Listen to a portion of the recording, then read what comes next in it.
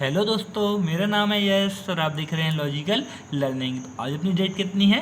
30 जून। कितनी है? 30 जून। और 30 जून तक के जितने भी करंट अफेयर हो सकते थे मैं सब आपको इस वीडियो में लेकर आया हूँ। तो बिना किसी टाइम का वेस्ट करते हुए चलते हैं अपन आज की वीडियो को। और फर्स्ट क्वेश्चन है, हाल ही में राष्ट्रीय सांख्यिकी दिवस कब मनाया जाता है? तो हाल ही में राष्ट्रीय सांख्यिकी दिवस कब मनाया जाता है? 29 जून को। तो इसका बी वाला आंसर करेक्ट है। तो इसमें क्या होता है? राष्ट्रीय सांख्यिकी दिवस। जैसे ही अपन क्वेश्चन पढ़ते तो अपने दिमाग में आना चाहिए कि राष्ट्रीय सांख्यिकी दिवस होता क्या है। तो इसके अतिरिक्त क्या है? सामाजिक आर्थिक योजना और या फिर नीति निर्माण को समझाने के लिए ये राष्ट्रीय सांख्यिकी दिवस कब मनाया जाता है? 29 जून को। और 29 जून को मनाया जाता है। लेकिन एक बात और अपन को मालूम होना चाहिए कि राष्ट्रीय सांख्यिकी दिवस की स्थापना किसने की है? तो इसकी स्थापना की है पीसी। किसने की है? पीसी महालानोबिस ने इसकी स्थापना की है। राष्ट्रीय सांख्यिकी दिवस की इसकी स्थापना की है। और ये क्या है? इसमें नेशनल स्टैटिक स्टेट डे के रूप में राष्ट्रीय सांख्यिकी दिवस मनाया जाता है। और एक और है, ये राष्ट्रीय है और एक है वर्ल्ड सांख्यिकी दिवस। और वर्ल्ड सांख्यिकी दिवस कब मनाया जाता है? अपना 20 अक्टूबर को। और मैं आपको पहले भी बताया चुका हूँ, नहीं बताया तो सॉरी, मैं आपको फिर दोबारा बताने जा रहा हूँ। एक होता है इंटरनेशनल वर्ल्ड डे, और दूसरा होता है वर्ल्ड डे, और तीसरा क्या होता है? नेशनल। अब ये इंटरनेशनल क्या होता है? मतलब जो एक से ज़्यादा देशों में मनाया जाता है उसको अपन क्या बोलते हैं? International world day. और दूसरा है वर्ल्ड डे, मतलब ये सभी देशों में मनाया जाता है बिल्कुल, उसको अपन बोलते हैं विश्व। और अगला है नेशनल मतलब किसी एक कंट्री मनाया जाता है, उसके लिए अपन नेशनल डे बोलते हैं। इतने क्वेश्चन अपने यहाँ से क्लियर होना चाहिए। और अगले क्वेश्चन की ओर चलते हैं। और अगला क्वेश्चन है कि हाल ही में किस देश ने 2023 तक पहले पर्यटक स्पेस वॉक पर ले जाने की घोषणा की है? तो किसने की है? रूस ने। अब रूस ने की है। और क्या हुआ है इसमें? रसिया का एनालिटिकल स्ट्राइक डे किसके साथ टाई हो गया है? अमेरिका के साथ। तो रसिया ने क्या किया है? अब रूस को 2023 तक कहाँ पर ले जाएगा? पर्यटक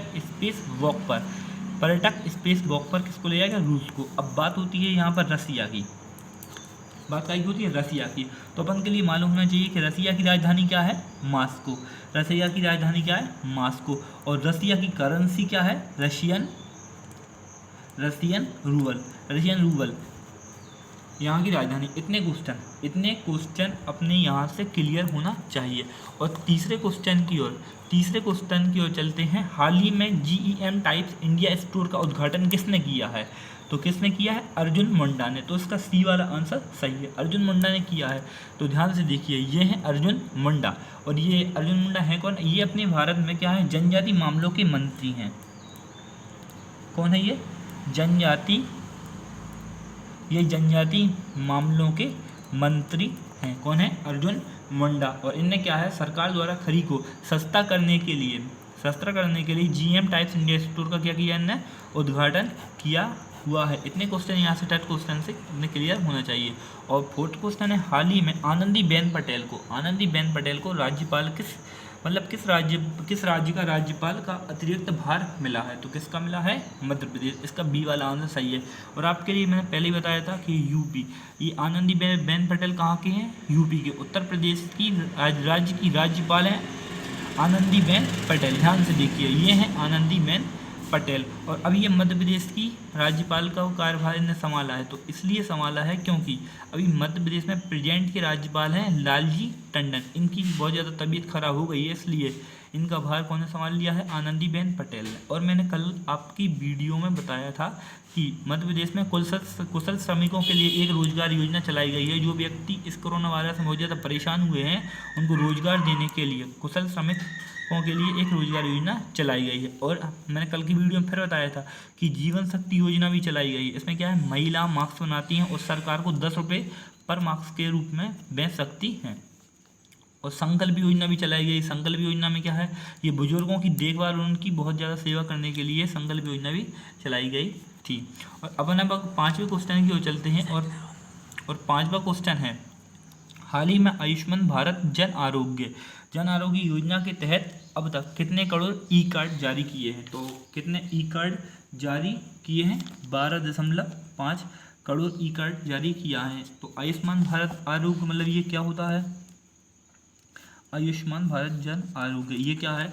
ये क्या है? अपने देश के प्राइम मिनिस्टर ने मतलब नरेंद्र मोदी जी ने 23 सितंबर 2018 को जितने भी गरीब व्यक्ति हैं, बहुत ज़्यादा नीचे स्तर पर अपने जीवन व्यतीत कर रहे हैं, उनको पैसे की व्यवस्था नहीं हो पा रही है, तो उनकी रोजगार देने के लिए नरेंद्र मोदी ने 23 सितंबर 2018 में जन आरोग्य योजना के तहत ई कार्ड बनवाए थे। अब इनकी संख्या कितनी हो गई है? 12.5 करोड़ रुपए हो गई है। और इसकी शुरुआत कब हुई थी? 23 सितंबर 2018 को इसकी शुरुआत हुई थी। इतने क्वेश्चन यहाँ से अपने क्लियर होने चाहिए।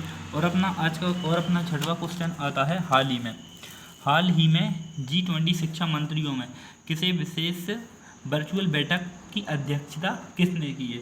तो किसने की है? सऊदी अरब ने। किसने की है? सऊदी अरब। इसका फर्स्ट वाला आंसर सही है। और इसमें क्या है मतलब कोरोना वायरस के चलते अपना एजुकेशन मंडल है, शिक्षा मंडल है, वो बहुत ज़्यादा तरीके से उसका स्तर बहुत ज़्यादा तरीके से घट गया है। तो इसको सुधारने, शिक्षा मंडल को अच्छी तरह सुधारने के लिए G20 शिक्षा मंत्रियों की एक विशेष बैठक होती है। और ये कहाँ पर हो रही है? इसकी अध्यक्षता किसने की है? मेजबानी किसने की है? सऊदी अरब ने। किसने की है? सऊदी अरब ने की हुई है। और इस भारत के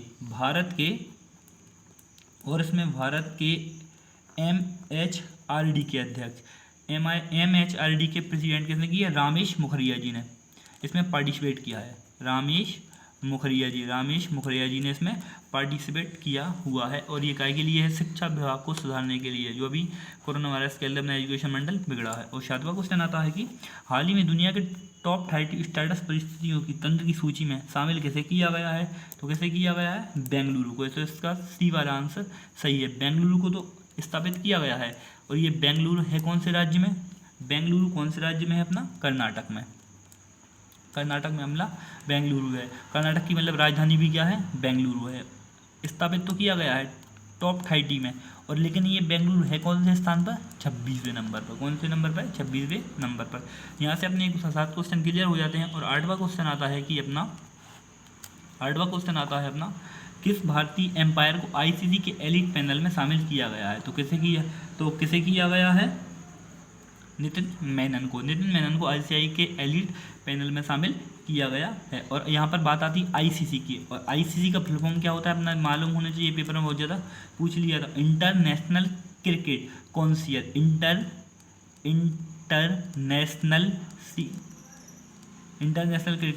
काउंसिल, ये ICC का फुल फॉर्म है। और इसका हेडक्वार्टर, ICC का हेडक्वार्टर कहाँ पर है? दुबई में। कहाँ पर है? दुबई में। और ICC की स्थापना कब की गई थी? 1909 में इसकी स्थापना की गई थी।